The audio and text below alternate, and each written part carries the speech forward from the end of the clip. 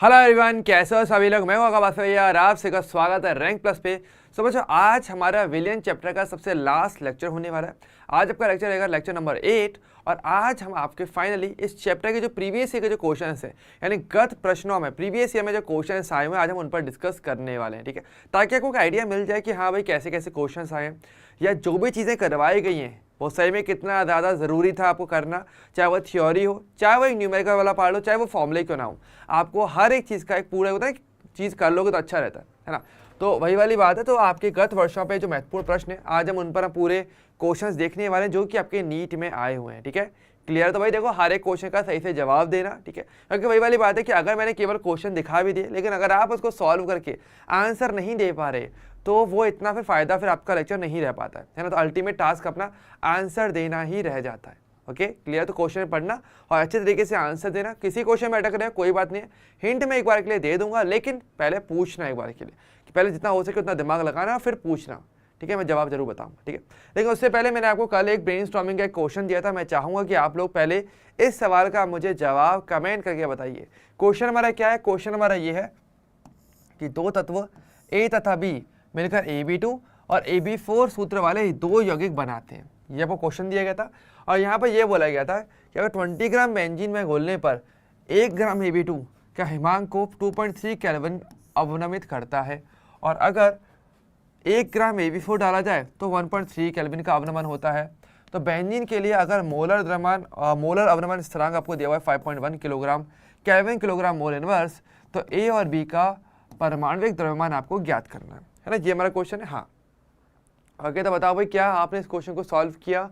क्या आप इस क्वेश्चन को सॉल्व कर पाए? क्योंकि सिंपल सी बात है, अगर ये क्वेश्चन आप सॉल्व कर लिए मतलब आपका सही स्टडी चल रही है। पर अगर आप ये क्वेश्चन सॉल्व नहीं कर पा रहे जो एक्चुअल में ईजी है, तो मतलब मैं मानूंगा कहीं ना कहीं भटकाव बहुत ज़्यादा हो रहा है, बहुत ज़्यादा जो कहते हैं ना कि विचलन हो रहा है, जो एक्चुअल में होना चाहिए था वो आप नहीं कर रहे हो। तो पहले फटाफट से मुझे एक बार कमेंट करके इस सवाल का जवाब सभी लोगों को बताना है।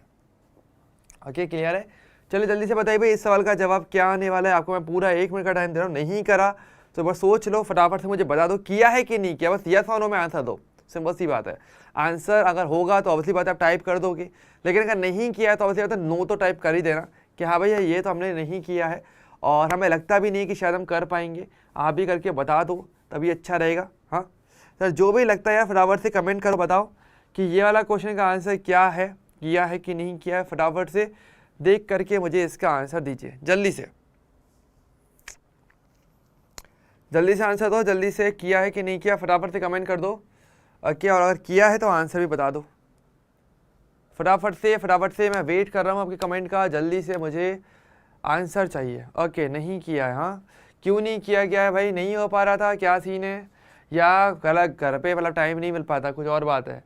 देखो क्वेश्चन बहुत ही ईजी था, आपको केवल मोलर द्रव्यमान यानी कि इनके परमाणविक द्रव्यमान की गणना करनी थी और हिमांक में अवनमन की बात की गई है। तो अगर मैं बहुत ही कॉमन सेंस भी अगर यूज़ करूँ तो भी कर सकते थे।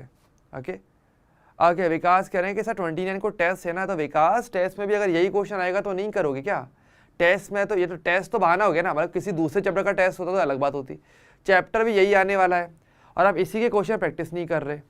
हाँ बिल्कुल, दोनों चैप्टर आएंगे तो क्या हो गया, टॉपिक तो सेम है, हमारा टॉपिक तो सेम है, दोनों चैप्टर ही सेम है। तो ये तो बहाना हो गया फिर तो कि आप क्वेश्चन प्रैक्टिस नहीं कर रहे हो घर पे बैठ के। ना तो क्वेश्चन प्रैक्टिस हो रहा है ना आंसर दिया जा रहा है।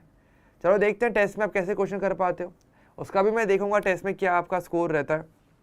लेकिन अल्टीमेट बात तो वही है ना, टेस्ट को करने के लिए केवल थ्योरी नहीं पढ़ना, और थ्योरी तो वैसे आप डेली की डेली पढ़ रहे होंगे, तो क्वेश्चन प्रैक्टिस तो करोगे, क्वेश्चन प्रैक्टिस नहीं करोगे क्या? ओके चलो देखो, तो अगर देखा जाए थोड़ा सा दिमाग लगाया जाए तो देखो हमारे पास बेसिकली एक तो AB2 है और एक मेरे पास AB4 है। अगर AB2 की अगर बात की जाए तो देखो AB2 है बेसिकली दो चीज़ों से मिलकर बन रहा है। यहाँ पर एक तो आपके पास A है और दो आपके पास B है, इनको मिलाओगे तो आपका AB2 बनेगा। AB4 का बनता है जब एक आपके पास A होता है और चार आपके पास B होते हैं, है ना। जब ये आपस में मिलते हैं तो आपका AB4 बनता है, कॉमन सेंस है। यानी कि AB2 का जो द्रव्यमान आएगा वो कब आएगा? A प्लस 2B के द्रव्यमान के योग के बराबर, कॉमन सेंस। और यहाँ पर 1A और 4B का जब द्रव्यमान जोड़ा जाएगा तो आपका AB4 का द्रव्यमान निकल के आएगा। और इसके लिए देखो एक तरीका आपको दिया है, हिमांक में अवनमन के कॉन्सेप्ट यहाँ पे आप यूज में ले सकते हो। क्योंकि यहाँ पर ये बोला कि अगर AB2 1 ग्राम डाला जाता है 20 ग्राम बेंजीन में तो 2.3 केल्विन का अवनमन होता है। यानी कि डेल्टा TF इक्वल टू जो KFM है, आप इस फॉर्मूले को यूज ले सकते हो और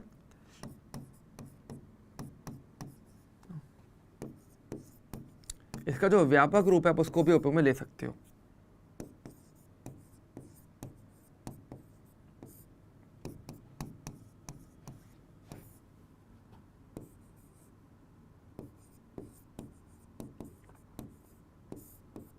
जो कि ये वाला फॉर्मूला आपके लिए रहता है ना। तो मैं क्या इस फॉर्मूले को जो है हम उपयोग में ला सकते हैं बहुत ईजिली। अब देखो इस फॉर्मूले को दोनों कंडीशन पे अलग अलग अप्लाई करना, इसका फायदा क्या रहेगा, आपको ओवरऑल विलेय का मोलर द्रव्यमान ज्ञात हो जाएगा, एक बार AB2 का एक बार AB4 का। और इस सिंपल इक्वेशन में रख करके आप बहुत ईजी A और B का मोलर द्रव्यमान ज्ञात कर सकते हो, उनके परमाणु द्रव्यमान को ज्ञात कर सकते हो। तो कैसे, अगर मान लो मैं ऐसे कहता हूँ AB2 के लिए,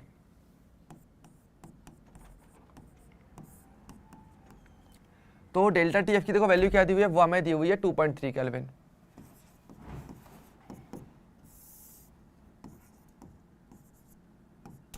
इक्वल्स टू KF की वैल्यू देखो क्वेश्चन में दी हुई है 5.1। इनटू में अगर बात करेंगे विलेय का द्रव्यमान क्या दिया है, AB2 का द्रव्यमान हमें दिया है 1 ग्राम, तो 1 बट इसका मोलर द्रव्यमान क्या है, चलो AB2 ही लिख देता हूँ।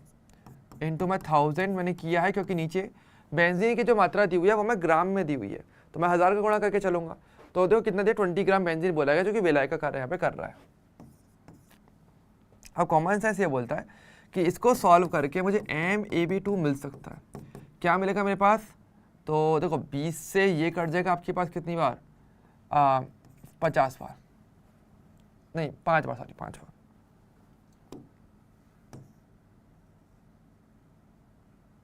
हाँ नहीं सही 50, हाँ सही 50 सॉरी, ये आपका 50 बार कट जाएगा तो क्या हो जाएगा, तो 5.1 इंटू में 50 डिवाइड बाई 2.3 का डिवाइड लगा दोगे यहाँ पे। इससे क्या मिलेगा आपको, AB2 का मोलर द्रव्यमान मिल जाएगा। थोड़ा सॉल्व कर लेना, आंसर आ जाएगा अपने पास, ठीक है ओके। और इसी प्रकार से मैं इसको एक बार लगाऊंगा AB4 के लिए। जब मुझे बताना इसमें मुश्किल कहाँ पे आ रही है, ये तो आलस हो गया ना, फिर तो ये तो कायदे से आलस है कि यार आप नहीं कर रहे। तो क्या दिया 1.3 केल्विन क्वेश्चन में दिया हुआ है, तो क्या ये मेहनत नहीं करेंगे हम। KF की वैल्यू सेम 5.1 इंटू में AB4 का द्रव्यमान कितना दिया, 1 ग्राम में ये दिया है सेम, तो यहाँ पर भी 1 हो जाएगा। अपन में इसका मोलर द्रव्यमान MAB4 ले लो, विलायक अभी भी 20 है, ऊपर आपको 1000 से गुणा करना ही है, 20 से ये कर जाएगा फिर से आपको 50 बार, क्या हो जाएगा, तो M 5.1 इंटू 50 अपॉन में 1.3, ठीक है। इससे आपको इसका द्रव्यमान मिल जाएगा। तो AB2 और AB4 दोनों का द्रव्यमान आपको मिल चुका है। अब हम जानते हैं, जैसे कि मैंने बोला था AB2 में 1A और 2B होंगे और AB4 में 1A और 4B होंगे। तो ये जो आपको आंसर निकल के आ रहा है ये किसके बराबर हो जाएगा, इसको आप बराबर कर दोगे 1A प्लस 2B के, और इसको जो है आप बराबर करोगे 1A प्लस 4B के, और आपको दो समीकरण मिल जाएंगे जिसमें A और B को ज्ञात करके आपका उसका द्रव्यमान आपको पता चल जाएगा। ओके, तो सिंपल सी चीज़ है। अब बताओ भाई, इसमें क्या एक्चुअल बहुत ज़्यादा प्रॉब्लम था कि हमने बिल्कुल भी माइंड का यूज़ करना ही ज़रूरी नहीं समझा कि यार नहीं करना चाहिए, नहीं करना चाहिए, बजाय ये बहाना दिया गया कि यार 29 को तो पेपर है सर, तो चैप्टर भी यही आएगा बच्चे, इसी चैप्टर के क्वेश्चन नहीं कर पाए तो पेपर में कैसे करोगे, क्योंकि पेपर में मैंने अच्छे क्वेश्चन दिए हैं, हर लेवल का क्वेश्चन दिया, इसमें ईजी भी दिया है, मीडियम भी दिया है, थोड़ा हार्ड क्वेश्चन भी दिए हैं, तो ऐसे तो आप पेपर में भी नहीं कर पाओगे, ऐसे अचानक से क्वेश्चन नहीं हो पाते, ठीक है, पहली चीज़ तो अगर आप क्वेश्चन ही ट्राई नहीं करोगे, वो भी सेम चैप्टर के जो एग्जाम में आने वाला है, तो फिर तो वो बहाना है केवल। ओके, अगर डीएसए के साथ आपको ज़्यादा क्वेश्चन मिलेंगे, उनका फ़ायदा उल्टा आपको कि जितने टाइप के क्वेश्चन कर पाओगे, जितनी प्रैक्टिस कर पाओगे उतना अच्छा है। लेकिन अगर आप वही नहीं कर रहे तो फिर एक्जैक्टली किया क्या फिर आपने, है ना, तो ये तो फिर सब बहानेबाजी है, फिर तो मेरी नज़र में और कुछ नहीं है। हाँ, एक चाहे कोई टॉपिक समझ में नहीं आ रहा तो चलो समझ में आता है कि चलो ये चीज़ समझ में नहीं है, इसको रिपीट किया जाए। लेकिन अगर आप क्वेश्चन ही नहीं कर रहे हो और ये कह रहे हो कि भाई 29 को तो टेस्ट है ना, भाई यही शिकायत मैं सेम अभी आपके घर पे करूँगा। ओके, तो आपको ये बोला, आप उनको भी सेम चीज़ कहना कि 29 का सर टेस्ट था मेरा और चैप्टर यही है, लेकिन पर मैं इसी के क्वेश्चन नहीं करूँगा, टेस्ट में करके दिखाऊंगा मैं तो साबित, ये सब आने बाजी, इसका कुछ नहीं होता है। ओके, तो ये वाली बहानेबाजी कभी मेरे को गलती से ही मत देना। आगे तो ये हमारा फिलहाल क्वेश्चन हो गया डन। ठीक है, आराम से इसको सॉल्व करना और इसका आंसर मुझे बताना। हालांकि कल भी मैंने आपको एक दिया था क्वेश्चन जिसका भी मैंने ऑलमोस्ट पूरा सॉल्व कर दिया था, लेकिन मैंने कहा था कि यार इसको सॉल्व करके उसका आंसर बताना। क्या आपने वो क्वेश्चन किया ट्राई? जल्दी से बताइए कि आपने वो वाला कल वाला क्वेश्चन जो मैंने आपको बोला था कि भाई ऐसे ऐसे क्वेश्चन करना है, ब्रेनस्टॉर्मिंग का एक क्वेश्चन था, क्या आपने एक्चुअल में इसको बाद में सॉल्व किया या फिर बस क्लास में देख करके छोड़ दे कि चलो ठीक है अब तो देखी जाएगी? अगर आप ये वाली गलती कर रहे हो तो फिर आप कहीं ना कहीं अपने रिजल्ट से दूर जाने वाले हो। हालांकि जब टेस्ट होगा तो आपकी आंखें और खुल जाएंगी, कोई बात नहीं है, टेस्ट के दौरान आंखें खोलना, वही ना कि जब तक पत्थर नहीं पड़ते अकल नहीं चलती, तो वही वाली बात है, ये वाली गलती नहीं करना। ठीक है, चलो क्वेश्चन करते हैं। अगर आपको लगता है कि आप नीट का एग्जाम निकाल सकते हो तो चलो भाई क्वेश्चन करते हैं और देखते हैं भाई एक्चुअल में कितना कर सकते हो। तो जैसे कि ये वाला क्वेश्चन था आपके नीट 2022 का, ये क्वेश्चन है। क्वेश्चन पढ़ो और मुझे सवाल का जवाब दो। क्वेश्चन क्या हमारा कि एक मोलल विलयन जिसमें किसी विलय के 0.5 मोल उपस्थित हैं उसमें क्या चीज़ सत्य रहने वाली है? विलायक के 100 ml होंगे, विलायक के 1000 ग्राम होंगे, विलायक के 500 ml होंगे, विलायक के 500 ग्राम होंगे। चलिए इस सवाल का जवाब दीजिए। बहुत ईजी क्वेश्चन है, नीट 2022 का लेटेस्ट ही है, ज़्यादा पुराना भी नहीं है, 2 साल पुराना ही मैक्सिमम, है ना।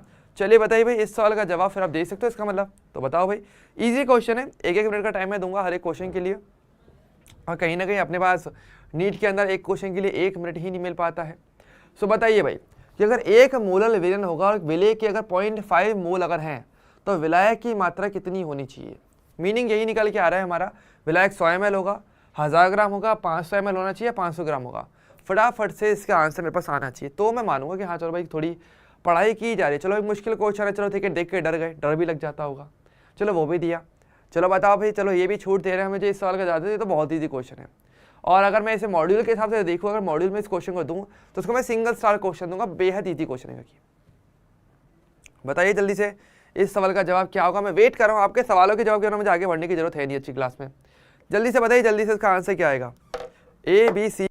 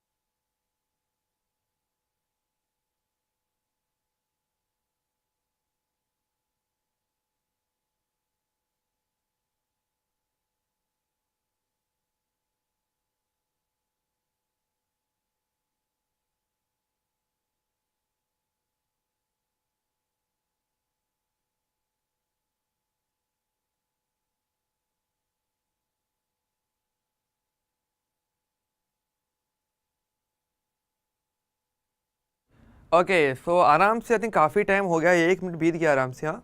पर मैं देख पा रहा हूँ कि अब तक एक का भी जवाब नहीं आया है। तब इसका मतलब मैं क्या मानूँ, मतलब क्या लेना चाहिए कि भाई नीट का एग्ज़ाम नहीं निकालना है, क्या करना है, क्या लगता है? हाँ मतलब ये भी नहीं कि कोई आंसर आया हो, नहीं, ये भी नहीं कि भाई सोचा जा रहा है, नहीं, ऐसे नहीं होगा भाई। ऐसे एग्ज़ाम तुम कैसे निकालोगे? मतलब मैं ये सोच रहा हूँ कि चलो मैंने पढ़ा दिया है, लेकिन क्या इस सवाल का जवाब इतना मुश्किल है क्या?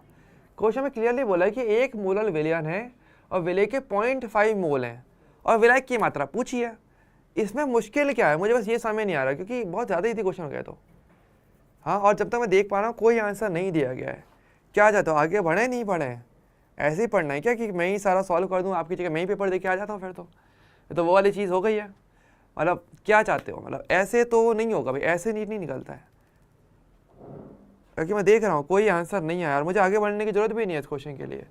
मतलब मैं इसे करना भी चाहूँ तो मुझे शायद टाइम भी नहीं लगना चाहिए, क्योंकि क्वेश्चन एक्चुअल में काफ़ी ईजी है। मोललता की परिभाषा हम लोग जानते हैं। मोललता क्या होती है? जो भी आपके विलय के मोल हैं अपॉन में क्या होता है मेरे पास, विलायक का भार होता है, जो कि आपको नॉर्मली केजी में होना चाहिए। ठीक है, चलो हम आइडियल वाला फॉर्मूला भी लेके चलते हैं। हमें बोला है एक मोलल, तो मोलल का मतलब तो मोललता होती है, तो क्लास में बोला है कि मोलल वर्ड मोललता से ही आया है, तो इसकी वैल्यू दी हुई है 1 इक्वल टू विलय के मोल कितने दिए हुए हैं 0.5। तो ऐसे में क्या मैं विलायक का भार ज्ञात कर सकता हूँ? हालांकि ये बात फिक्स है कि वो मिलेगा मुझे केजी में, ठीक है। अब चलो भाई, आप लोग बोलते हो भाई बहुत ही अच्छा बहाना है लेकर के चलते हो कि भाई हम तो बायो वाले हैं, हमारा तो मैथ्स अच्छी नहीं है, तो हम न्यूमेरिकल कर ही नहीं सकते, क्योंकि हम तो सोच भी नहीं सकते। भाई इसको तो सोचने की जरूरत भी नहीं पड़ेगी, मुझे लगता नहीं है। विलायक की वैल्यू निकालनी है, इसको इधर भेजोगे, 1 से डिवाइड लगा दोगे, तो विलायक का भार मुझे पता चल जाएगा।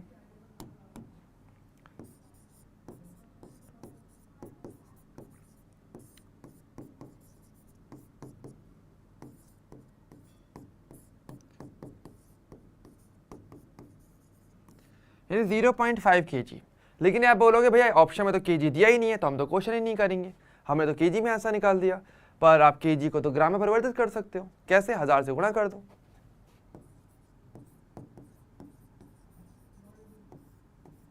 $500 ग्राम।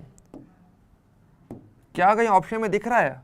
इतनी आंखें तो साफ होनी चाहिए। देखो पहली बात तो मोललता मैं विलायक की मात्रा ml में लेके नहीं चलता, तो इन दोनों का तो वैसे ही एलिमिनेट कर सकते थे। 1000 ग्राम है नहीं, 500 ग्राम है। ऑप्शन नंबर 4 इसका आंसर है। लेकिन अफसोस की बात है कि एक ने भी जवाब नहीं दिया, पता नहीं क्यों। क्या ये बहुत मुश्किल था? मुझे तो नहीं लगता। क्या लगता है, ये बहुत ज़्यादा मुश्किल है क्या क्वेश्चन?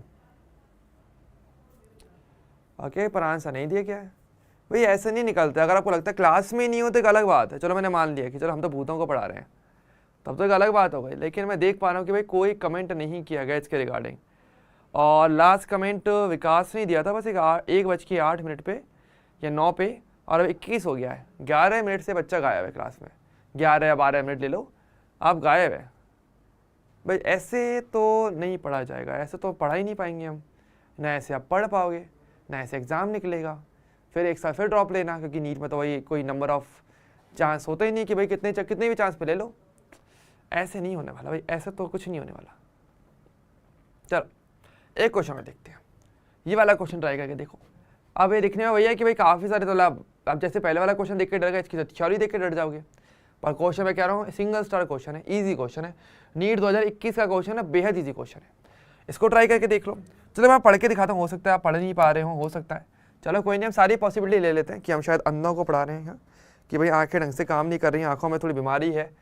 चलो देख लो भाई, मैं क्वेश्चन पढ़ के ही बता देता हूँ। क्वेश्चन में ये लिखा हुआ है कि निम्न विलयनों, कौन से विलयन बता देंगे, को बनाया गया है, कैसे कैसे बनाया गया। आपका 250 ml जल है, जब एक बार आपने 10 ग्राम अपने ग्लूकोज को विलय किया, जिसका फॉर्मूला लिखा हुआ है C6H12O6 को घोल के, उसका दाब है P1, और 250 ml जल में ही आपने 10 ग्राम क्या डाला, यूरिया डाला है, जिसका फॉर्मूला CH4N2O है, को घोलकर P2, एवं 250 ml जल में 10 ग्राम ही आपने सुक्रोज लिया, जिसका फॉर्मूला C12H22O11 है, को घोलकर P3 आपने बनाया।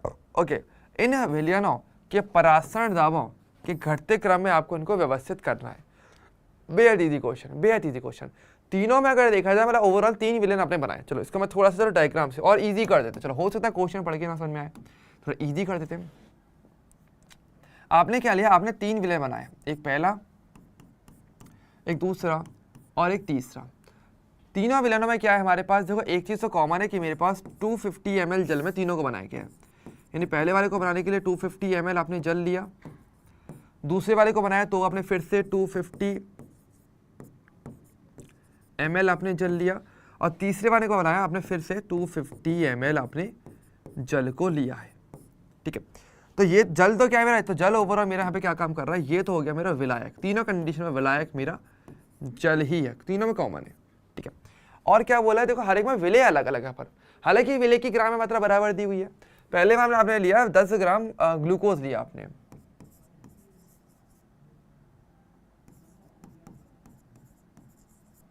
ठीक है, जिसका फॉर्मूला C6H12O6 होता है, ये क्वेश्चन में दिया हुआ तो मैंने लिख दिया।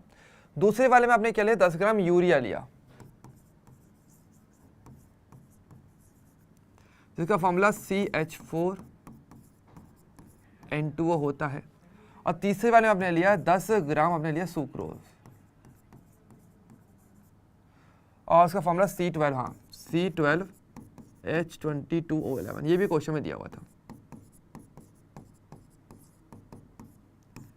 आपको बोला गया भाई तीनों का अगर परासरण दाब अगर निकाला जाए, तो मान लो इस वाले का परासरण दाब का P1 आता है, इसका P2 और इसका P3 है। आपको इन तीनों में कंपेयर करना है। अब क्या ये क्वेश्चन किया जा सकता है, बताओ भाई। हालांकि चलो एक हिंट देता हूँ, परासरण दाब निकालना है ना, तो उसका तो फॉर्मूला भी हमारे पास रहता ही है ना। फॉर्मूला क्या रहता है परासरण दाब का, CRT। तीनों के लिए टेम्परेचर फिक्स हो जाएगा, R फिक्स हो जाएगा। जिसकी सांद्रता ज़्यादा है मतलब उसका परासरण दाब ज़्यादा हो जाएगा। और यहाँ पर आपको पता है सांद्रता बेसिकली आप मोलरता के रूप में निकालते हो, जिसका सिंबल कैपिटल M होता ही है। तो आपको मतलब ओवरऑल हर एक की मोलरता देखनी है। अच्छा मोलरता कैसे निकालते, चलो वो भी देख लेते हैं। अब मोलरता कंपेयर करनी है तो ऑब्वियसली बात है जिसकी मोलरता ज़्यादा उसका परासरण दाब ज़्यादा हो जाएगा, है ना। तो मोलरता कैसे निकालते हैं, मोलरता का फॉर्मूला हमारे पास होता है क्या, विलेय के मोल बटे विलयन का आयतन, जो कि लीटर में होना चाहिए। ml में वो तो कोई फर्क नहीं पड़ता। तो देखो जल हमारे पास तीनों में सेम है, तीनों का आयतन समान है, मतलब ओवरऑल आयतन तो आपका समान हो गया। तो बच्चा कौन, विलेय के मोल पता करने हैं। अच्छा मोल कैसे निकालते हैं आप, यानी कि देखो ऑब्वियसली बात है जिसके मोल ज़्यादा होंगे उसकी मोलरता ज़्यादा, जिसकी मोलरता ज़्यादा हो उसके परासरण दाब भी ज़्यादा। अब मोल किसके ज़्यादा रहेंगे वो आप देख सकते हो, ग्राम में मात्रा दी हुई है, हर एक का अणुभार दिया हुआ है, उससे आप मोल निकाल सकते हो। और चलो वो भी नहीं निकालना मैं तो कह रहा हूँ, तो मोल भी मत निकालो, तुम और तरीका देख लो। तुम्हें क्या करना है, तुम्हें बस इतना करना है कि भाई आपको विलेय के मोल क्या होते हैं हमारे पास, वो आपके पास रहता है, वो आपके पास रहता है विलेय का मोलर द्रव्यमान, विलेय का भार अपन विलेय का मोलर द्रव्यमान, यही तो मेरे पास रहता है। अब वही वाली बात है, देखो विलेय का भार देखो हर बार 10 ग्राम 10 ग्राम 10 ग्राम है, तो ये तो फिक्स है।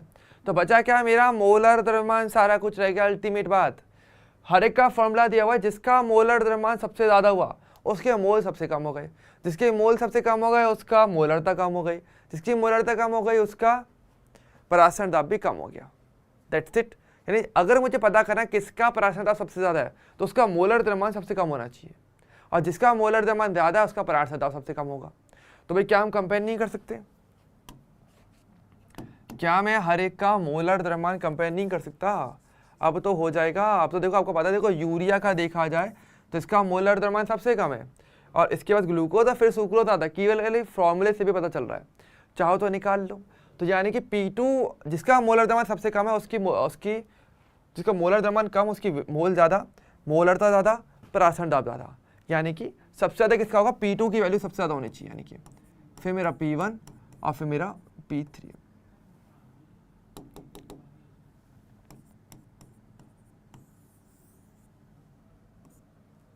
यानी कि मेरा आंसर क्या आएगा, P2 सबसे ज़्यादा, फिर P1 और फिर आपका P3। तो P2 P1 P3 आपका ऑप्शन नंबर सेकंड आ जाएगा, ठीक है।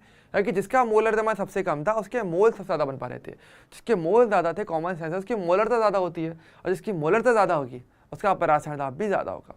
अब वही वाली बात है, क्या क्वेश्चन मुश्किल था, पर नहीं आंसर में देना ही नहीं, हमें चुप्पी साध के बैठनी कि हम चुप रहेंगे, और हम तो शायद क्लास में भी नहीं है। हाँ ऐसे करने का प्लान है क्या भाई, ऐसे तो हो गया कल्याण, ऐसे कैसे करोगे, नीट कैसे निकालोगे भाई, इस तरीके से नीट थोड़ी निकलता है। हाँ जल्दी से बताओ भाई, जल्दी से स्टार्टिंग में आकर के कमेंट करके गायब हो जाना, या एंड टाइम पे देख लेना भाई क्लास चल रही नहीं चले, फिर बीच में पूरी क्लास में गायब रहना, इसका कोई मतलब नहीं रह जाता मेरी नज़र में, कि इस तरीके से पढ़ाई होती नहीं है। ओके अब देखो वे वाले आते हैं क्वेश्चन तो और भी हैं, काफ़ी अच्छे क्वेश्चन, लेकिन मैं बताऊँ कैसे, आप में से तो कोई है ही नहीं यहाँ पे। जैसे ये वाला क्वेश्चन क्या, अगेन बहुत ही क्वेश्चन है, अच्छा क्वेश्चन है। क्वेश्चन क्या है हमारा, देख लो एक बार, इसको भी चलो पढ़ के देख लेते हैं, देखते हैं भाई।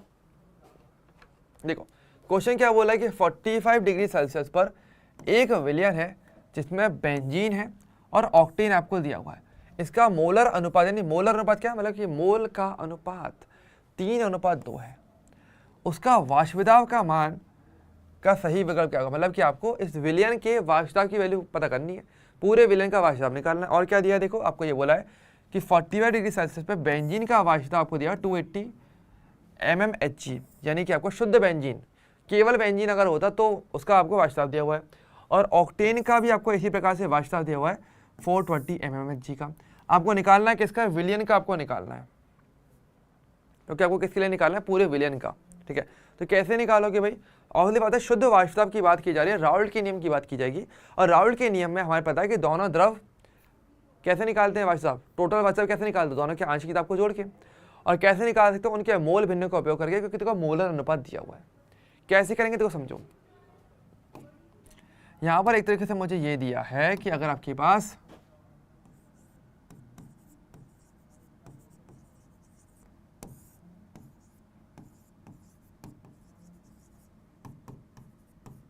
आपको बेसिकली ये दिया है कि बेंजीन और ऑक्टेन के मोल का अनुपात, मोलर अनुपात मोल का अनुपात 3:2 है। तो बेंजीन का मोल अपन ऑक्टेन का मोल ये आपको दिया हुआ है। अब आपको काम क्या है, देखो अगर राउल्ट का नियम लगाना है तो आपको वहाँ पे इनके मोल भी पता होना चाहिए, लेकिन मोलर अनुपात से मोल भी ज्ञात किए जा सकते हैं। कैसे? बहुत ही कॉमन सेंस है। देखो अगर मुझे यहाँ पे पता करना हो कि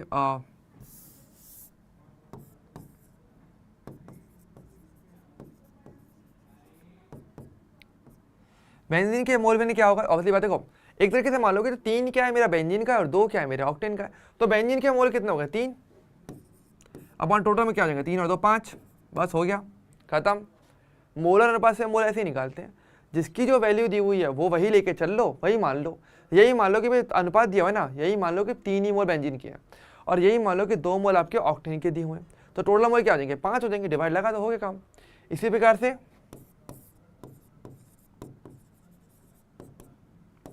इसके मोल 2 मान लो, टोटल 5 मान लो, और ध्यान से देखो दोनों को जोड़ोगे तो 1 भी आएगा, तो मतलब आपने सही भी किया है ना। चलिए तो ऐसे में फिर मेरे पास क्या बचेगा, तो मेरे को पी टोटल निकालना है। कैसे निकालोगे, मोल बिन इंटू उनका शुद्ध दाब प्लस दूसरे वाले का मोल बिन इंटू में दूसरे वाले का शुद्ध दाब। तो एक को भले या बेंजीन मान लो, एक को मान लो ऑक्टेन मान लो। बेंजीन को चलो मैं 1 मान लेता हूँ, ऑक्टेन वाले को मैं 2 मान लेता हूँ। तो क्या नहीं कर सकते हम इसे, आराम से कर सकते हो।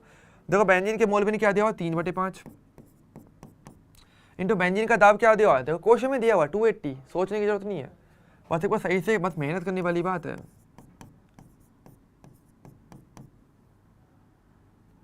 2/5 इंटू दूसरे वाले का मोल बिन क्या वास्तव क्या दिया 420 दिया हुआ है। तो भाई ना क्वेश्चन में तो सब गिवन है, अब इसको सॉल्व करना है। क्या अब आप इसको सॉल्व नहीं कर सकते? क्या ये इतना मुश्किल है कि इसको सॉल्व नहीं किया जा सकता? एक बार देख लो भाई, इसको आराम से सॉल्व करके क्या आएगा, तो 3 गुणा 5 से कैंसिल हो जाएगा। कितनी बार कैंसिल होगा आपका, कितनी बार हो जाएगा हमारा ये 56 बार 56। 2 से ये भी 5 से कैंसिल हो जाएगा, कितनी बार आपका 84 बार। गुणा कर लो क्या आएगा हमारे पास आएगा 6 थी 18 में 8 के असर के 1, 5 थी 15 और 1 16 प्लस ये 16 कितना हो जाएगा हमारे यहाँ पे 8 और 8 16 में 2 की असर लगी 1, 6 और 6 12 और 1 13 में 3 की असर लगी 1 और 3, 332 mmHg, सॉरी 332 8 और 16 है, सॉरी हाँ थोड़ा गलत लिख दिया मैंने, 336 आएगा मेन।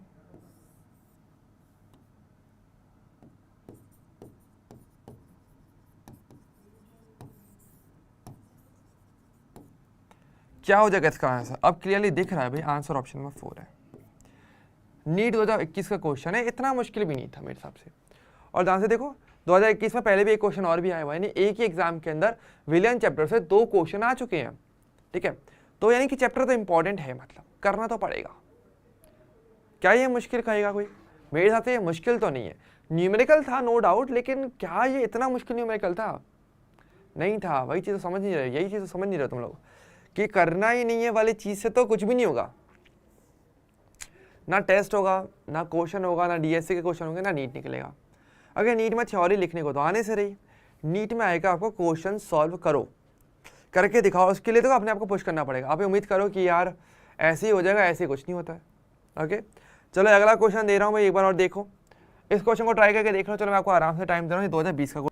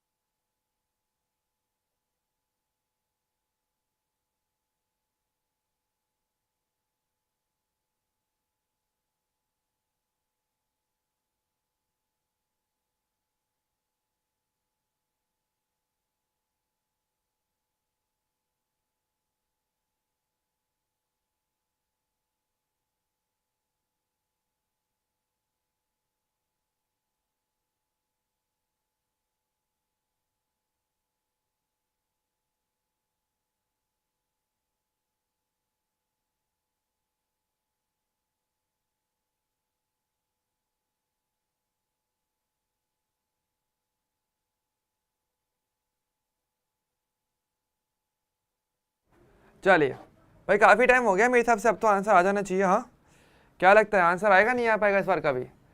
देख लो भाई, क्वेश्चन हमारा क्या है। क्वेश्चन बेहद सिंपल है। क्वेश्चन ये बोल रहा है कि बेंजीन है, उसका हिमांक अवनमन स्थिरांक आपको दिया हुआ है 5.1 केल्विन किलोग्राम मोल का। ये तो वैसे भी याद करने को बोला भी गया था, है ना।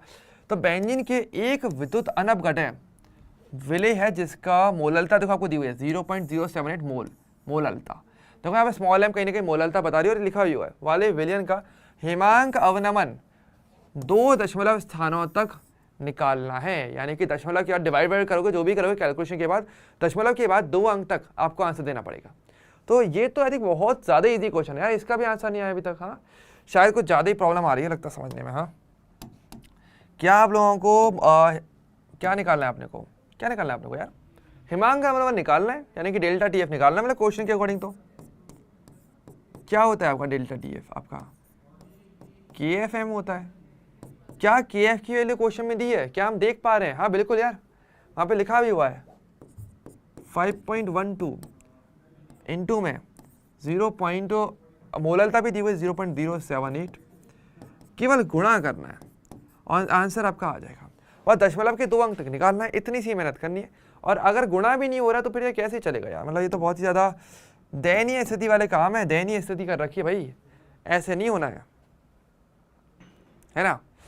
चले बहुत ही अच्छे। हाँ चलो कोई बात नहीं, शायद ये वाला बहुत ज़्यादा मुश्किल लगा हुआ क्वेश्चन, नीट लेवल का नहीं है तो जेई एडवांस लेवल हो गया भैया, कि ये तो जेई के क्वेश्चन करवा दिया आपने तो, जबकि लिखा भी हुआ है नीट का क्वेश्चन है। पर हम तो डायरेक्टली नीट नहीं, हम तो जेई एडवांस निकालेंगे। हाँ, कुछ स्विच करने का सोच रहे हो क्या? ओके, हो जाए क्वेश्चन। मुझे लगता तो नहीं है, बहुत मुश्किल क्वेश्चन था, दिखने में 4 लाइन लग रही थी, एक्चुअल में तो एक फॉर्मूले का भी क्वेश्चन नहीं है। तो बताए ना भाई, क्वेश्चन ऐसे ही आते हैं, क्वेश्चन मुश्किल नहीं आते हैं। पर वही ना कि तुम अगर प्रैक्टिस नहीं करोगे तो ऐसे नहीं होगा, ठीक है। थोड़ा सा तो मतलब पुश करना पड़ेगा ना। तुम डीएससी का पूछते नहीं हो, या मतलब वही है ना कि क्वेश्चन नहीं पूछने, थ्योरी केवल रट के चले जाओगे तो केमिस्ट्री में नंबर नहीं ला पाओगे, गारंटी दे रहा हूँ मैं।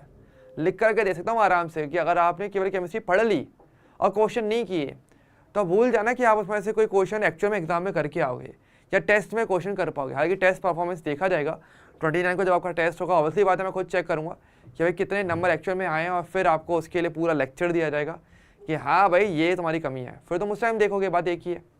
तो अभी देखो, बाद में देखो, मेरे को एक ही बात है। पर वही है कि अभी गलती दिख रही है, यहाँ नहीं कर पा रहे, तो टेस्ट में कैसे करोगे? टेस्ट में कैसे कर पाओगे? हाँ चलो दूसरा क्वेश्चन देखते हैं। अगला क्वेश्चन देखो भाई, ये क्वेश्चन क्या है हमारा? अब ये क्वेश्चन भी सिंपल क्वेश्चन है, मुश्किल तो ये भी नहीं है। क्वेश्चन क्या बोल रहा है हमारा? क्वेश्चन हमारा ये बोल रहा है कि हमारे पास क्या है कि यदि एक 8 ग्राम विद्युत अनपघटन विलेय है जिसमें n ऑक्टेन के 114 ग्राम में घोला गया उसे, ठीक है, और जिससे इसका वाष्प दाब 80% तक घटे जाता है। मतलब 80% कमी हो गया। यानी शुरुआत में अगर 100 लेके चलोगे तो बचा कितना होगा? 80% तो कम हो गया, बचा कितना? केवल 20। इसका मतलब 80% तक घट गया। ओके, तब विलेय का मोलर द्रव्यमान क्या होगा? आपको ये ज्ञात करना है। आपको कुछ चीज़ें दी हुई हैं कि ऑक्टेन का आपको मोलर द्रव्यमान दिया हुआ है 114 ग्राम प्रति मोल, ये आपको क्वेश्चन में दिया हुआ है। अब तो कभी पहली बात है, अब तो यहाँ पर क्लियरली टॉपिक पढ़ के पता चल रहा होगा कि आपको कौन सा टॉपिक लग रहा है। यहाँ पर हमारा लगने वाला है वाष्प दाब में आपेक्षिक अवनमन का। ओके, वाष्प दाब में आपेक्षिक अवनमन विलेय की मोल बिंदु के बराबर होता है, तो उसका भी यूज़ कर सकते हो विलेय का मोलर द्रव्यमान ज्ञात करने में, जो कि क्वेश्चन की डिमांड है। और आपेक्षिक अवनमन के लिए तो यहाँ पे हिंट दिया हुआ है, ठीक है। कैसे करना है? देखो बहुत ही सिंपल सी बात है कि आप ऐसे करोगे ऐसे कि अगर आपको बोला जाए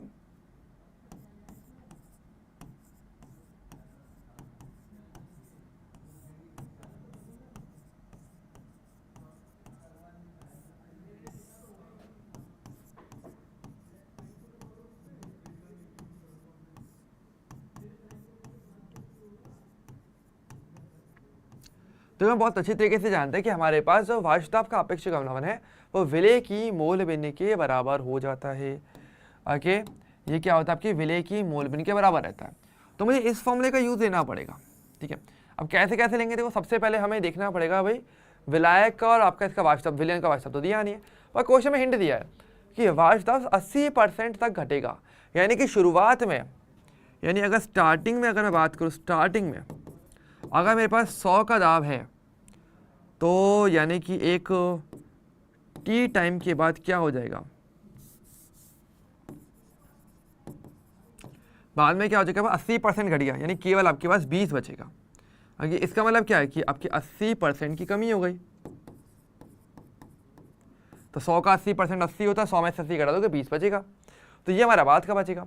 अब इन वैल्यू को अगर मैं यहाँ रखूँ तो मेरा आंसर निकल जाएगा, यानी कि हमारे पास ये हो जाएगा। तो 100 माइनस का 20 कम हो गया था, 20 तक पहुँच गया। स्टार्टिंग में 100 लेके चले थे, वो विले की मोल बेनी के बराबर है। अब विले की मोल बेनी क्या होती है, वो होता है आपके पास विले के मोल अपॉन में विले प्लस विलायक के मोल। अब देखो क्वेश्चन में अगर देखा जाए तो ये वाला पार्ट तो आप सॉल्व करोगे, लेफ्ट वाला तो ये तो हो गया। राइट वाले को थोड़ा सा सेट कर लेते हैं, ठीक है। तो देखो हमारे पास क्या बचेगा, राइट वाले में हमें बोला है कि आपके पास 8 ग्राम विद्युत अनपघट है और n ऑक्टेन है जिसके 114 ग्राम है। तो पहले हम एक काम देखो, 114 ग्राम ऑक्टेन है तो ये तो आपका विलायक हो गया।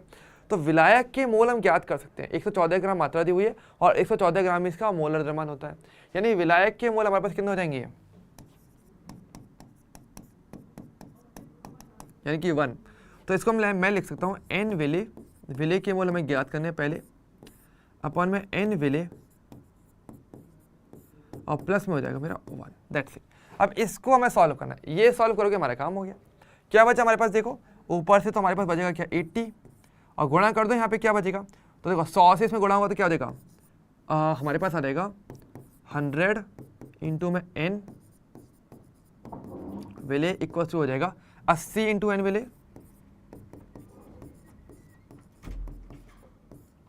और प्लस में हो जाएगा 80, दैट्स इट। हमें ये चीज़ करनी पड़ेगी, है ना, सही है ना। अच्छा देखो अब इसको थोड़ा सॉल्व करके चलो विले के मोल निकाल सकते हैं। तो क्या हो जाएगा, 80 इधर भेजोगे तो माइनस का 80 हो जाएगा और 100 में से 80 घटाओगे तो 20 बचेगा। तो हमारे पास आ जाएगा 20 n विले इक्वल्स टू 80। तो विले के मोल मेरे पास कितना आ गया, अब देखो विले के मोल मेरे पास आ गए क्या 80/20 यानी कि 4 मोल। अब विले के मोल पता है, विले की ग्राम में मात्रा बताई हुई है 8 ग्राम। तो क्या मैं अब इस कंडीशन में विले का मोलर द्रव्यमान ज्ञात कर सकता हूं, आई थिंक अभी किया जा सकता है, अभी किया जा सकता है ना, सही है ना। या कहीं पे कोई एरर है तो बताओ भाई, कहीं पे कोई चीज़ लग रही है तो आप बता सकते हो। ओके ओके कर लोगे अब तो आराम से। तो मोलर द्रव्यमान क्या हो जाएगा हमारे पास, ओके अच्छा यहाँ पे कुछ और तो एरर नहीं है अपनी, नहीं सही है, ठीक है। तो यानी कि विले का मोलर द्रव्यमान क्या रह जाएगा, वो हो जाएगा क्या, विले का ग्राम में भार 8 बटे क्या हो जाएगा मेरा 4, यानी कि 2 ग्राम प्रति मोल, ठीक है। और अब आप बोलो कि भैया ऑप्शन में देखा है तो कहीं पे 2 ग्राम नहीं लिखा हुआ है, यहाँ पे 20 है, 40 है, 60 और 80 है। तो देखो एक चीज़ है जो छोटी सी आपको नोटिस करनी चाहिए थी कि ये आपको दिया परसेंट दिया हुआ है, तो प्रतिशत जो लिया गया ना असल में फिर यहाँ पर फिर 1 से लिया गया होगा और 1 से लिए जाएंगे तो 0.2 लेकर चलेंगे फिर हम, ठीक है। तो यानी कि वैसे तो हमारे पास कोई और तो कोई किया नहीं ना हमने कुछ, हाँ सही, हाँ। तो देखो ये बात ध्यान रखना।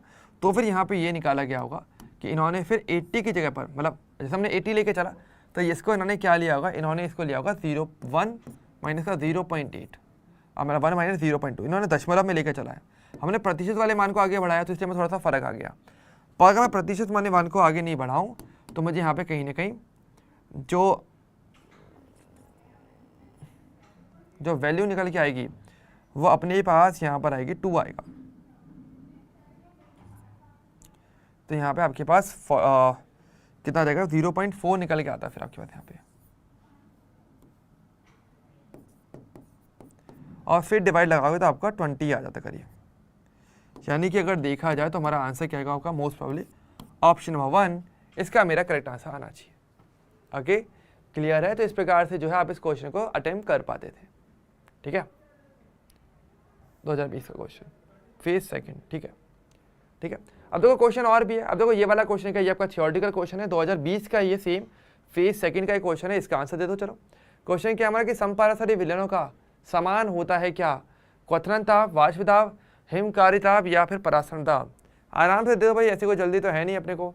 हालांकि यहाँ जल्दी आंसर दोगे तो अच्छा रहेगा, हम और आगे क्वेश्चन की ओर बढ़ पाएंगे। लेकिन चलो न्यूमेरिकल नहीं, कम से कम थियोरेटिकल क्वेश्चन के तो आंसर दो।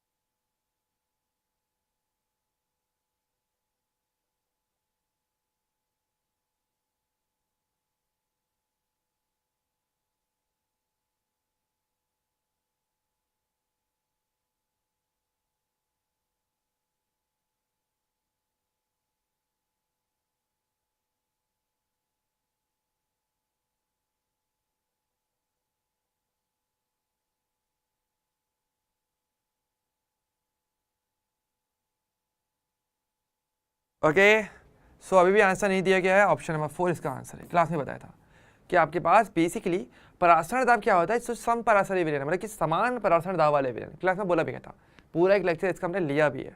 ओके, क्लियर है? चलो आगे अब देखो, ये वाला क्वेश्चन आपको 2019 का है। क्वेश्चन क्या हमारा कि आदर्श व्यवहार से धनात्मक विचलन दर्शाने वाले दो घटक ए और बी के विलयन के संदर्भ में निम्न में से कौन सा कथन सही है? आपको सही कथन बताना पड़ेगा, ठीक है। तो स्टेटमेंट वाले क्वेश्चन जैसे कि मैं बोला आते हैं आदर्श और अनादर्श विलयन वाले पार्ट से, जो राउल्ट के नियम पर चलते हैं, उनसे क्वेश्चन बन जाते हैं। धनात्मक ऋणात्मक विचलन वाला बहुत इजी पूछा जाता है। अच्छा, क्वेश्चन क्या दिया है आपको बताएं, चारों कथनों में से धनात्मक विचलन अगर दर्शाएं तो कौन सा कथन सही है? पहला दिया है कि ए और बी के मध्य अंतराण्विक आकर्षण बल ए बी के मध्य अंतराण्विक आकर्षण बल के बराबर होता है। तो बराबर तो नहीं होता, ये आपके आदर्श में होता है ना, तो ये बात तो गलत दिया हुआ है। अगला क्या दिया हुआ है कि ए और बी के मध्य अंतराण्विक आकर्षण बल ए बी के मध्य अंतराण्विक आकर्षण बल से प्रबल होता है। यानी कि अगर शुरुआत में यानी ए और बी के बीच में आकर्षण बल ज़्यादा था और यहाँ पर कम था। अच्छा, बहुत ही बढ़िया बात है। तो ये देखा जाए तो ये तो बिल्कुल सही बोला है। क्या है? क्योंकि हम जानते हैं कि जब दोनों मिक्स हो जाते थे तो आकर्षण बल कम हो जाता था, जिस कारण से वाष्पता बढ़ जाता है ना। तो ये वाला कथन तो मैं वैसे भी स्टेटमेंट पढ़ के पता चला सही है। अगला फिर भी आगे चेक कर लो भाई, चेक करने के लिए चारों ऑप्शन से पढ़नी चाहिए। नियत टी तथा पी पर डेल्टा एच मिक्सिंग 0 होता है, तो ये आदर्श विलयन के लिए, तो ये भी गलत है। अगला क्या है, नियत टी और पी पर डेल्टा वी मिक्सिंग 0, तो ये भी गलत है, क्योंकि ये भी आदर्श विलयन के लिए रहता है ना। तो कायदे से हमारा ऑप्शन नंबर सेकंड ही सही आंसर था। स्टेटमेंट थ्योरी बेस्ड क्वेश्चन बहुत पूछे जाते हैं और ईजी हो भी जाते हैं, मतलब इतना टाइम लगता नहीं अगर देखा जाए तो। थोड़ा सा भी अगर दिमाग लगाओ ना तो आराम से कर लोगे, बस ये कि थोड़ा करना चाहिए, ठीक है। अगला क्वेश्चन क्या है हमारा, 2019 का क्वेश्चन है, देख लो एक बार आराम से। क्वेश्चन क्या है हमारा कि वह मिश्रण जो उच्चतम क्वथनांक वाला स्थिरक्वाती होता है। ओके, तो उच्चतम क्वथनांक वाला स्थिरक्वाती कौन सा देखने को मिलता है? उच्चतम क्वथनांक स्थिरक्वाती उच्चतम वाला बताना पड़ेगा। ओके, तो बताओ भाई कौन सा होता है? ये कौन दिखाते हैं आपका उच्चतम क्वथनांक वाला? ये बेसिकली दिखाते हैं जो कि नेगेटिव डेविएशन को शो करते हैं, जो ऋणात्मक विचलन को प्रदर्शित करते हैं। ये क्लास में बताया भी कहता, ठीक है, और इनके एग्जाम्पल्स भी बताए थे। तो आपको याद होना चाहिए कि ऋणात्मक विचलन कहाँ कहाँ देखने को मिल जाता है, किस कंडीशन में आपको ऋणात्मक विचलन देखने को मिलता है, ठीक है। तो बताइए भाई इसका आंसर क्या आएगा, वही आपको आंसर बताना पड़ेगा, सिंपल सा टास्क है। जल्दी से बताइए, ये तो क्लास में बताया भी क्या है, थोड़ा सा नोट्स को थोड़ा नजर मारोगे तो इसका आंसर दे पाओगे। देख लो भाई आराम से, अभी भी टाइम दे रहा हूँ।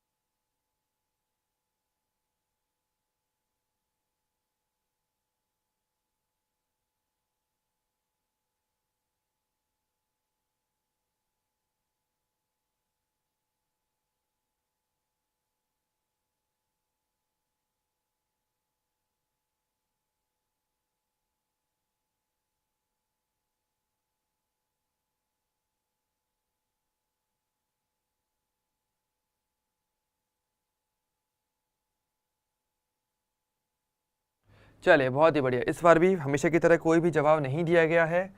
तो इसका आंसर वैसे ऑप्शन नंबर 1 था और ये क्लास में बताया भी गया था कि जल और नाइट्रिक अम्ल का जो मिश्रण है वो अलग से भी लिखाया था कि ये आपका कौन सा दिखाता है, आपका अधिकतम स्थिरक्वाथी विलयन ये बनाते हैं, अधिकतम क्वथना की स्थिरक्वाथी विलयन ये बनाते हैं। तो अधिकतम कह लो उच्चतम कह लो एक ही बात है, एग्जाम में आया हुआ है और 2019 में आया भी है, तो ऐसा भी नहीं कि बहुत ज़्यादा पुराना हो गया, नहीं, लेटेस्ट का सॉल्व करना है तो आपको आइडिया मिलेगा। पर इस तरीके से जो रिस्पॉन्स नहीं दिया जा रहा है ना, मेरे हिसाब से ये बहुत ही ज़्यादा एक दयनीय हालत को बनाता है कि ऐसे में तो वही कैसे करेंगे। चलो अगला क्वेश्चन देख लेते हैं। अगला क्वेश्चन क्या है हमारा कि एक आदर्श विलयन के लिए सही विकल्प है, कौन सा विकल्प यहाँ पे सही रहने वाला है आदर्श विलयन के लिए। हाँ चलो बताओ भाई, क्या डेल्टा एस मिक्सिंग जीरो हो जाता है, क्या डेल्टा वी मिक्सिंग जीरो नहीं होता है, क्या डेल्टा एच जीरो हो जाता है, डेल्टा जी जीरो हो जाता है। तो आदर्श के लिए आपको बताना पड़ेगा 2019 का ही क्वेश्चन, देखो सेम ईयर में बार बार क्वेश्चन आ रहे हैं, तो एक आइडिया लगाओ, एक हिंट लो कि हाँ भाई यहाँ से पढ़ना है, ठीक है। चलिए बताओ भाई, देखो आदर्श विलयन के लिए मैंने आपको चिन्ह परिवर्तन बताए थे, चिन्ह परिपाटी बताई थी, किसके लिए वैल्यू पॉजिटिव होती है, किसके लिए वैल्यू नेगेटिव होती है। क्योंकि अगर देखा जाए ना तो ये भी एक क्वेश्चन बनता है, जैसे कि ये क्वेश्चन ये बन रहा है, क्वेश्चन ये आया हुआ है, तो अब ये तो सोच ही नहीं सकते भाई यहाँ से क्वेश्चन नहीं आते, ऐसा भी नहीं है, क्वेश्चन आता है, करना पड़ेगा। और ऊष्मागतिकी रूप से अगर देखा जाए तो विलियन चैप्टर में ऊष्मागतिकी पद बताया गया, एंट्रोपी हो गया, एंथैल्पी परिवर्तन हो गया, या फिर आपका गिब्स ऊर्जा परिवर्तन, वो सब बताया गया। आदर्श विलयन के लिए हम ये कहते हैं, देखो पहला वाला स्टेटमेंट तो गलत है, क्योंकि देखो मैंने ये बोला था कि यहाँ पर जो डेल्टा एस होता है वो ऑलवेज पॉजिटिव होता है अगर प्रोग्राम आपका स्वतः होता है तो। दूसरा वाला भी गलत है, क्योंकि आदर्श के लिए हम ये बोलते हैं कि आपका जो डेल्टा वी होता है कि जब दोनों को मिक्स करते हो तो वो आपका जीरो के बराबर होता है। तीसरा वाला देखो वो हाँ सही है, एंथैल्पी परिवर्तन आपका जीरो होता है। और डेल्टा जी की बात करेंगे तो आपको ये बोला था स्वतः के लिए डेल्टा जी आपका हमेशा नेगेटिव होता है, ठीक है। तो ये चीज़ बताई गई थी क्लास के अंदर। तो ऑप्शन नंबर तीसरे को आप बहुत ईजिली टिक कर सकते थे अगर थोड़ा सा भी एक्टिव रहते तो, है ना। चलो आगे बढ़े, आगे बढ़ते हैं, देखो आगे बढ़ते हैं। क्वेश्चन हमारा क्या, क्वेश्चन हमारा तो बहुत ज़्यादा इजी क्वेश्चन है, तो हमारा 2017 का क्वेश्चन है और क्या बहुत ज़्यादा इजी क्वेश्चन है कि निम्न में से कौन सा ताप पर निर्भर करता है, कौन सा ऐसा जो ताप पर डिपेंड करेगा। क्लास में क्लियरली बताया गया है जहाँ पर भी फॉर्मूले के अंदर आयतन आ जाएगा वो आपका ताप पे निर्भर करेगा, और जहाँ पर नहीं आएगा वो नहीं करेगा, कॉमन सेंस वाली बात है। तो कौन किसके फॉर्मूले में ताप आयतन आता है, देखो मोललता में तो आयतन आता ही नहीं है, मोल प्रपंच में भी नहीं आता, भार प्रतिशत में केवल भार आता, इसका मतलब नहीं, मोलरता में आता है। हाँ मोलरता क्या होता है आपका N/V आयतन। तो जहां पर आयतन आ गया वो ताप पर निर्भर करेगा, क्योंकि आयतन ताप पर निर्भर करता है, आप तापमान बदलोगे तो आयतन बदलता है, तो ऐसे में ये इसकी वैल्यू भी बदल जाती है। ओके क्लियर है, क्लियर सभी को, क्लियर है ये वाला पार्ट। तो क्वेश्चन वही वाली बात है, देखो मुश्किल नहीं है बहुत ज़्यादा, बस एक ऐसे है कि आपको बस थोड़ा सा करने वाली बात है, ठीक है। चलिए जैसे कि अगले क्वेश्चन को देखते हैं, जैसे ये वाला क्वेश्चन देखो, क्वेश्चन अगेन ईजी है। ये क्वेश्चन कहाँ का आपका 2017 का ही क्वेश्चन, देख लो भाई, एक ही साल में देखो कम से कम 2 क्वेश्चन विलियन दे रहा है कहीं ना कहीं। तो अगर आप ये नहीं कर रहे और आप कहीं ना कहीं आप 8 नंबर खो चुके हो अपने, तो ये ध्यान रखना अपना। क्वेश्चन क्या है कि यदि तनु विलयन की मोललता को 2 गुना कर दिया जाए तो मोलल अवनमन स्थिरांक KF पे क्या फर्क पड़ेगा, वो 2 गुना हो जाएगा, आधा हो जाएगा, 3 गुना हो जाएगा, या अपरिवर्तित रहेगा। अच्छा क्वेश्चन है, मैं कहूँगा भाई आराम से, चलो इसके लिए 2 मिनट ले लो, चलो तो मैं बहुत आराम से जवाब देने की जरूरत है, कोई नहीं 2 मिनट लो, लेकिन इसका सही आंसर देना, गलत आंसर मत देना, क्योंकि क्वेश्चन है ना एक ऐसा क्वेश्चन है जिसको बिना पेन उठाए भी किया जा सकता है। तो आराम से देख लो और बताओ भाई इसका आंसर क्या हो सकता है। मैं साइड में हट जाता हूँ, आराम से आंसर दो मुझे इसका।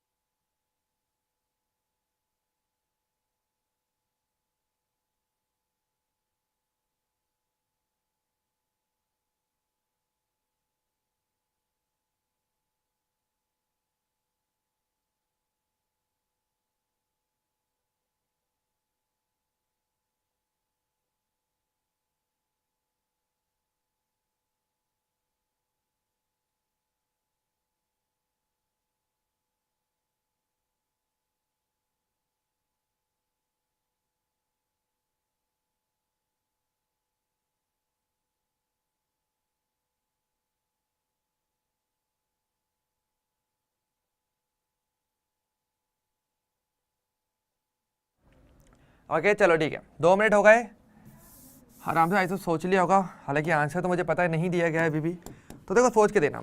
अगर कोई ये देखो, अगर हम बात करें, हमें बात की जा रही है मोलल अवनमन स्थिरांक की, तो मेरा क्वेश्चन केवल इतना आता है कि क्या मोलल अवनमन स्थिरांक मोललता पे डिपेंड भी करता है? करता ही नहीं है। अगर देखा जाए तो मोलल अवनमन स्थिरांक KF के लिए हम क्या बोलते हैं, देखो हम फॉर्मूला जानते हैं कि डेल्टा TF इक्वल्स टू आपके पास होता है KFM होता है ना। तो मोलल अवनमन स्थिरांक विलायक की प्रकृति पर निर्भर करता है, ये मैंने आपको बता रखा है, लेकिन मोललता से इसका कोई लेना देना नहीं है। अगर मोललता में चेंज हुआ तो उससे इसको फर्क पड़ेगा, लेकिन इसको कोई फर्क नहीं पड़ेगा। मतलब डेल्टा TF में फर्क पड़ेगा मोललता से, लेकिन KF पे कोई फर्क नहीं पड़ना चाहिए। आंसर ऑप्शन नंबर 4 है, वो अपरिवर्तित रहता है। उस प्रकार से आप करते हो ऐसे, ठीक है। यानी कि अगर देखा जाए तो इसको आपको एक्चुअल में पेन उठाने की जरूरत नहीं है, आपको सिर्फ फॉर्मूला दिमाग में लेना था, आप कर सकते थे। 2 मिनट का क्वेश्चन था ही नहीं, क्वेश्चन स्टार्टिंग से आपका केवल 10 सेकंड का क्वेश्चन था, देख के ही दिमाग में क्लिक करना चाहिए और टिक होना चाहिए, तब आपकी स्पीड में मानता हूँ अच्छी चल रही है, वरना इसमें आपकी स्पीड नहीं मानी जाती। ओके क्लियर है। हालांकि देखो अगर बोला जाए मेरी तरफ से, तो मेरी तरफ से क्वेश्चंस यहाँ पे कंप्लीट हो जाते हैं आपके लिए। जो आज के मैं क्वेश्चंस आपके प्रीवियस ईयर के लेकर के आया था, इतने ही क्वेश्चंस थे, ठीक है। हालांकि देखो और भी पुराने प्रीवियस ईयर के क्वेश्चंस भी आप चाहो तो अटेम्प्ट कर सकते हो, जो कि आपको कहीं ना कहीं कुछ DSC के अंदर कुछ आपको मॉड्यूल्स में दिए जाएंगे, तो उनको अच्छे से करना। लेकिन ये बहुत ज़रूरी है कि देखो आप सवालों के जवाब दो, क्योंकि अगर आप जवाब नहीं देते, अगर आप सॉल्व नहीं करोगे तो यहाँ नहीं कर पाए तो वहाँ पे भी नहीं हो पाएगा। ओके अचानक से कुछ नहीं आता, कोई ये बोले कि अचानक से मैं सब कुछ आ गया, नहीं, अचानक से कुछ भी नहीं होता है। कोई भी बच्चा अगर ये बोलता है, कोई भी टॉपर किया मैंने एक दिन पहले पढ़ के मैंने पूरा कर दिया, नहीं, उस एक दिन के लिए उसने पहले कई सैकड़ों दिन उसने दिए होंगे, तब जाके वो उस एक दिन के काबिल बनता है और वो 3 घंटे में अपना दिमाग चला पाता है। तो ये चीज़ ध्यान में रखो, उन 3 घंटों में भी अगर आपको एक्चुअल में बैठना है तरीके से, आपको पेपर सॉल्व करना है, एग्ज़ाम फोड़ना है, एग्ज़ाम क्रैक करना है, तो उसके लिए आपको मेहनत करनी पड़ेगी इससे पहले कई दिनों तक, तब जाके आप इतना काबिल बन पाओगे कि आप फाइनल एग्ज़ाम को क्रैक कर पाओ। वरना ऐसे बिना अचानक से कुछ करे, मतलब कुछ भी किया नहीं और अचानक से आप उम्मीद करो कि हो जाए, ये नहीं हो सकता, ये पॉसिबल ही नहीं है। तो ये वाली चीज़ नहीं करना, कोई बहानेबाजी नहीं, खुद से बहानेबाजी देने की ज़रूरत नहीं है, खुद को बहाने देने की ज़रूरत नहीं। आपको खुद से पता है कि भाई यहाँ पे मैंने गलत किया है, तो उसको एक्सेप्ट करना ज़रूरी होता है। एक्सेप्ट नहीं कर रहे, आप रैंडम बहाने दे रहे हो, उसका मतलब नहीं है। एग्जाम आएगा, देखेंगे कैसा होता है, टेस्ट आपका 29 को होने वाला है, वो भी मैं चेक करूंगा कि एक्चुअल में कितना कर पाए। और उस टाइम पे किसी ने बहाना दिया, वो लिटरली बहाना, चाहे वो कुछ भी हो, रैंडमली बहाना हो, अगर आप बीमार भी हो तो बीमार भी होना भी अपने आप में बहाना है, क्योंकि फिर आपकी गलती है कि आप घर में रह करके भी अपना खुद का ध्यान नहीं रख पा रहे, तो ये भी बहाना है मेरे हिसाब से कहीं ना कहीं। तो कुछ भी एक्सक्यूज देने की जरूरत नहीं है, आपको एग्जाम में अपना पेपर देना है अच्छे तरीके से, और उसको अच्छे तरीके से उसमें नंबर लेकर के आने, ठीक है। चलिए बच्चों, फिर इस सेशन में मेरी तरफ से इतना ही रहने वाला होगा, ठीक है। जो प्रीवियस के क्वेश्चन से मैंने करवा दिए, और भी कोई डाउट है तो आप कभी भी कमेंट करके या रैंक प्लस से कभी भी पूछ सकते हो, ठीक है। सो अभी के सेशन में इतना ही रहेगा, अब हम मिलेंगे कल, आई थिंक नए चैप्टर में हम मिलेंगे, ठीक है। तब तक के लिए bye bye and take care.